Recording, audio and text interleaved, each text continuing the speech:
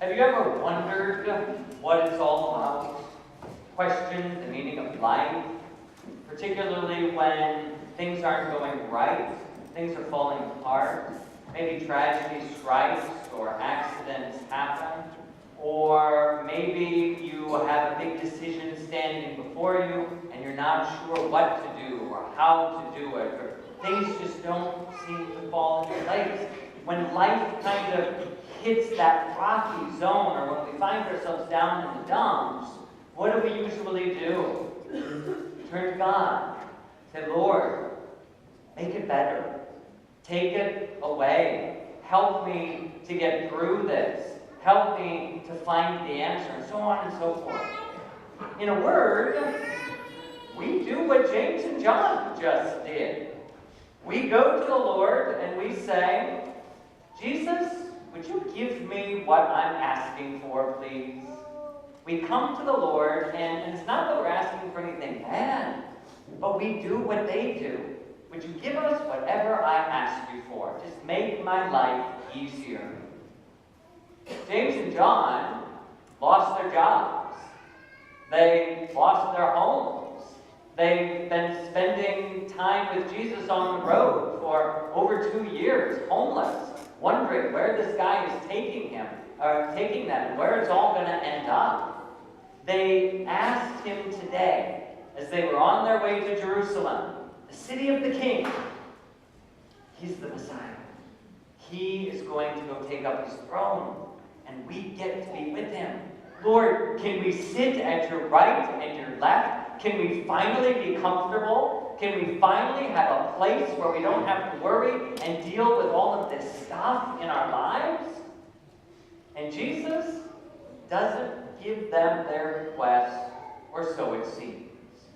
Instead, Jesus looks at them and says, you have no idea what you're asking, but I'll tell you what, I've got something for you. Can you drink this chalice that I'm about to drink from? Can you accept this cup of suffering? Excuse me, Lord, that's not what I asked for. I asked for a couple of thrones, and you're giving me a chalice of suffering, a chalice of difficulty. Not sure that's what I really want. But this is the way the Lord works many times, even in our own lives, because he's not a genie in a magic bottle. And so when we pray and we ask God for help, oftentimes, most of the time, perhaps always, things don't turn around just like that. We sometimes have to go through the struggle, the difficulty, the suffering, and so on and so forth. But that doesn't mean Christ isn't answering our prayers. Has anybody ever given you a gift for your birthday or for Christmas, and they put it in a different box, so that when you opened it up and saw the box, it wasn't exactly what was inside? It's kind of to trick you, to lead you off in a different thing. Oh, look, you got me a toaster. How exciting. No, let's open it up, see what's inside. That's, in a sense, what Jesus is doing with James and John, what God does often with us. He wraps our blessing in a different box, in wrapping paper that looks a little strange to us. He wraps it in the cross. Every blessing that comes to us today has to pass through the cross. Because that, the crucifix of Jesus Christ, that is the source of all blessing for all time. And so every grace is going to pour through that cross. So when we go to Jesus and we ask him for a blessing, it's going to come wrapped in the cross. And the greater the blessing we ask for, the greater the wrapping paper of the cross is going to be evident. But it's not to say that Jesus doesn't give us what is good and what we are asking for. It's just maybe not what we expected right away. And it's really not that God is saying to you, well, I will give you what you're asking for, but you got to pay for it first. You got to suffer. You got to put in the time. And then maybe you'll prove yourself to be able to have this gift or this grace. That's not what God is doing. What God is doing is he's helping us to answer the very questions that we are asking him. What is the meaning of life? What is the meaning of this trial, or this difficulty, or this struggle, or this pain, or this whatever I'm going through? What is the meaning of that? How does that have anything to do with anything eternal? The answer is in the chalice. It's in that cup. What is in that cup? But God's own love. Because this is the love that he pours out from the cross. This is the chalice he would hand them at the Last Supper and give to them. This is my blood. This is my love poured out for you. James, John, can you drink that? Can you receive the gift of my love and then pour that same gift of love out? It is love that gives meaning to our lives. The happiest people in the world are not the ones that are going to win the Powerball or the Mega Millions.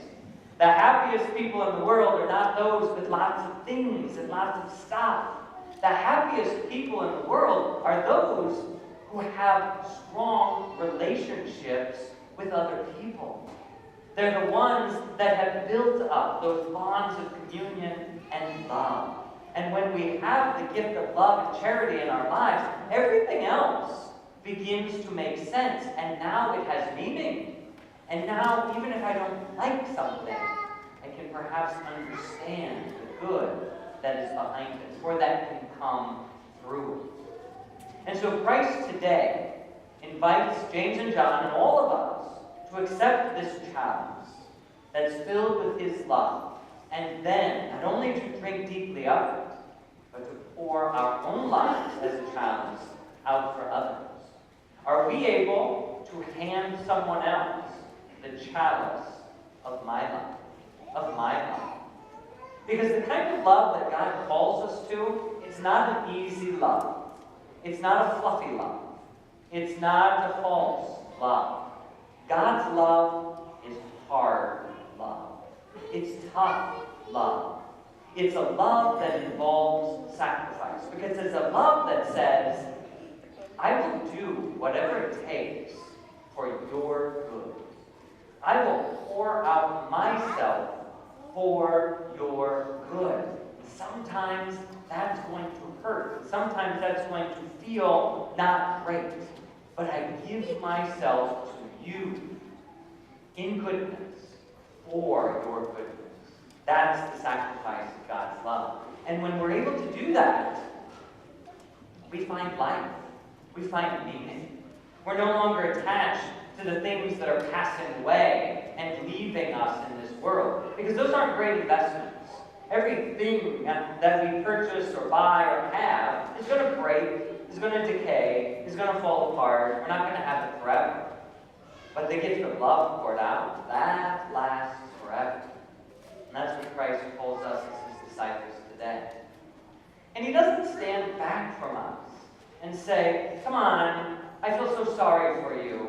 Just try a little harder. Just do this a little more. He's not a sympathetic God, as the author to the letter to the Hebrews says to us today. Not just showing pity to us. Jesus, our great high priest, knows what we suffer. He knows our difficulties. He has already made that sacrifice. And that's the gift. He's not asking you to just pour out your life and your love. He has already given you his life and his love. And he says to us, now pour that out. Pour my love out in your acts of charity and in your relationships. And when you let me flow through you, you will know meaning. You will know purpose. You will know peace and happiness. And you will find the answer to your prayer. Because you will have unwrapped the gift that I have given you. You will have torn open that cross. And you would have found the beating heart that is love, that gives meaning to our lives. I don't know what your struggle today is. I don't know what you're worried about, or anxious about, or sad about, or dealing with right now. But there's got to be something. There is in every one of our lives at some point. And when that comes to us, we don't have to despair. Even when Jesus says, not yet, here's a cup instead. Because in that cup is the answer to our prayers. The gift is love, a love that is poured out. So however you can do that this week, one concrete way, maybe even daily, how can I give myself freely to another person, sharing God's love in fulfillment, to find the answer to my prayers? In giving, we receive. Unwrap the cross and find the gift that Jesus is answering your prayers.